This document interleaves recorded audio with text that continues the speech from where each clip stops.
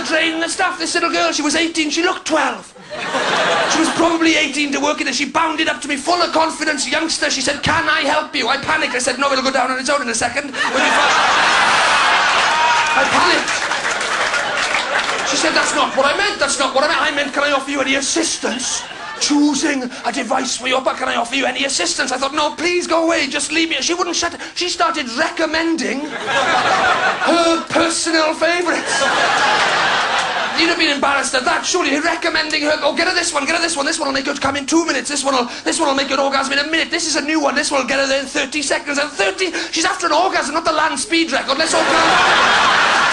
Oh, get her this one. This will really tickle her clitory thingy. It'll really get in there. It'll really get... Oh, this one will tickle her bottom as well. Oh, get her this one. Get her this one. You like this one? You put this one on. I was like, whoa, whoa, whoa, whoa, whoa, whoa. I'm not putting anything on. To come down here, I'm to get this thing. I'm to take it home. I'm logistics. These are sex toys, by the way, right? I hope you appreciate that. This is an 18-year-old. I'm 37 years old. These are sex toys. I can't take advice from an 18-year-old about sex toys. Normal toys, fair enough. She's got stuff to say about Kaplunk. I'll listen, right? The best playing surface for Jenga. I'm all ears, right? But I can't take advice from sex toys. We went out. Have you been out to the back? If you go to the back, have you been out to the back of a sex shop? Because it goes a bit weird, doesn't it? The atmosphere changes, do you not agree? It goes a bit weird, it goes a bit dark and a bit dingy, a bit seedy, yes, and there's water running down the walls, and it goes a bit... It is, and that's where they have the leathers and the shackles and the chains and the whips and the handcuffs. She said, have you thought about whipping your girlfriend, sir? Have you thought about chaining her up? What about handcuffing her to the bed and then whip her? I was like, no, I haven't. We get on pretty well. Surely I should give her a verbal warning before I beat the crap out of her anyway. 3 strikes and you're out would be reasonable, wouldn't it? I said, don't get me wrong, she can be a bit irritating at times. I refused to drive her to yoga once, that's as far as I've gone. Every shop in the world has little things by the till, rubbish you don't need, doesn't it, to encourage you to make that little extra purchase. You didn't go in there for this thing, but you always buy it. In Ann Summers, they've got weird little, horrible little chocolate willies. I bought 2. I bought a matching pair of chocolate. I haven't even got a mantelpiece. I don't know what the hell was going through my mind. Edible knickers, have you seen those? Edible knickers. I bought 3 pairs. I had 2 of them on the bus on the way home. It had been a long day. I'd only had a sandwich from Pret a Manger. I was starving. At one point I said, I'm not having that pair. Somebody's had a bite out of those in the shop. She said, they're crotchless knickers, you idiot. She asked me the most embarrassing question I've ever been asked in my life. 37 years old, for the first time, standing in front of all this weird, wonderful array of ladies. She asked me, I think she thought I wanted to upgrade, you see. Because there's a big range, isn't it? There's a big old range there, you see, and I didn't know how big... I think she thought I wanted... She said to me, what are you using at the moment? Which particular one of these beauties? Which particular one are you using? Which one are you stimulating your... Which particular model? I was like, I'm Welsh, I'm still whacking it with a shoe.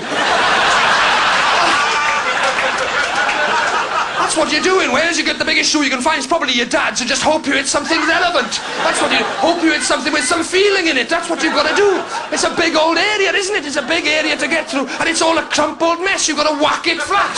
That's what you've got to do. It's like a map. You've got to whack it flat before you can see where you're going, haven't you? It's true. We don't know what we're looking for, do we? It's notoriously difficult to find the old clitory thingy. It's notoriously difficult to find. I remember do you remember the first time you found one, Chad? Because I remember, for boys, you know, 17 years old, 18 years old, and you find your first one. Don't you? I found my first clitory. Well, it wasn't mine, it was hers, but you know what I'm saying? It's not finders keepers, is it? You've got to give it back at the end of the evening, haven't you, of course? But I found it, I was so excited. We've all been there, haven't we? You're so excited, you can't wait to tell your friends, to brag about it. And then I was so worried about losing it again, I trapped it under a glass. See, does that make me a sexual pervert? I'm not sure, you see, this is the point. It's back to the Bible, this is the point. It's very difficult to live by the Bible. Look at you, scum. No, not my words, God's. Have you read Deuteronomy? No, you're wearing trousers. Have you read Deuteronomy? No, clearly not. Do you know what the Lord says in Deuteronomy? He says, women shall not wear garments that pertaineth unto a man. For all that do so are an abomination unto the Lord thy God. How do you feel now? You're an abomination. That's what you are. You're an abomination. That's who you are. Get a skirt on. God wants you in a mini, all right? Yes. He wants to see a little bit of flesh, all right? He's a leg man, essentially. God is a leg man, okay? That's what you do. From that.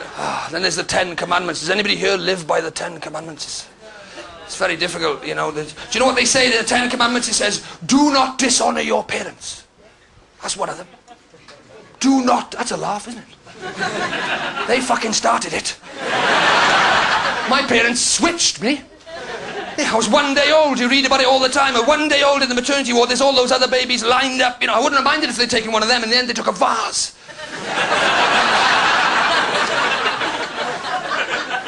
It's not funny, don't I? My mother ran off with a milkman. Yeah. Yeah. Anyway, it's not funny, is it? I'm glad you didn't laugh at that, because sometimes people laugh when I tell people that, but it's not funny. She ran off with the I was 6 years old, you know, and off she went with the milkman, and I'm over it now. I've dealt with it, you know, but it was hard. It's hard to, you know, he just turned up on his milk float one day and off they went, and I had to watch them go. It was the worst 3 hours of my life. Stopped at every house on our street. You know, it's hard, isn't it? Living by the Bible is hard. Do you know what? I'll tell you the worst one from my point of view is that what Bible? Did you say what Bible? You're a Welsh girl and you want to know what Bible I'm talking about? To be honest, you're kind of illustrating my point that I was going to come on to, really. My point is, it's very difficult, if you're Welsh, to commit adultery, right? Because we've got nothing in common with the rest of the world, right? Because when you know, because we say potato. See? Nobody else says it like that, do they?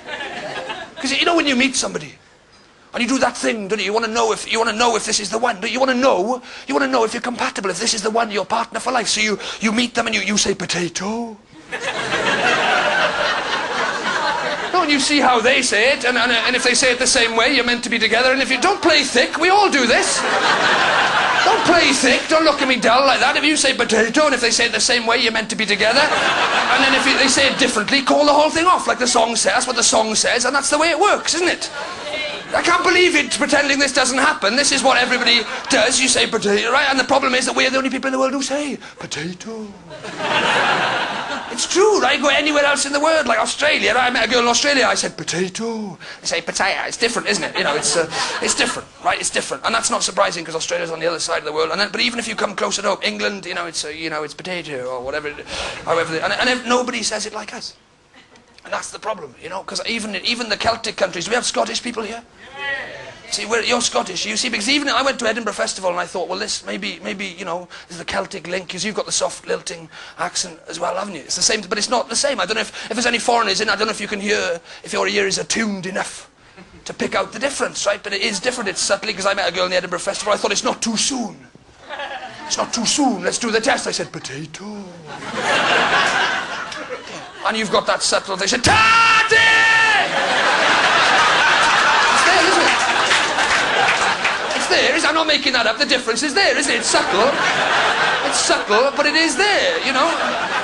No, it is there, it's there, I'm not making that up, it is there, you know? And then you go, Ireland, a Celtic country again, soft lilting accent, you think it would work there? I met a girl in Dublin, hopeless, I said, potato. Yeah, she went fucking nuts. She tore my flat apart looking for the thing. She was,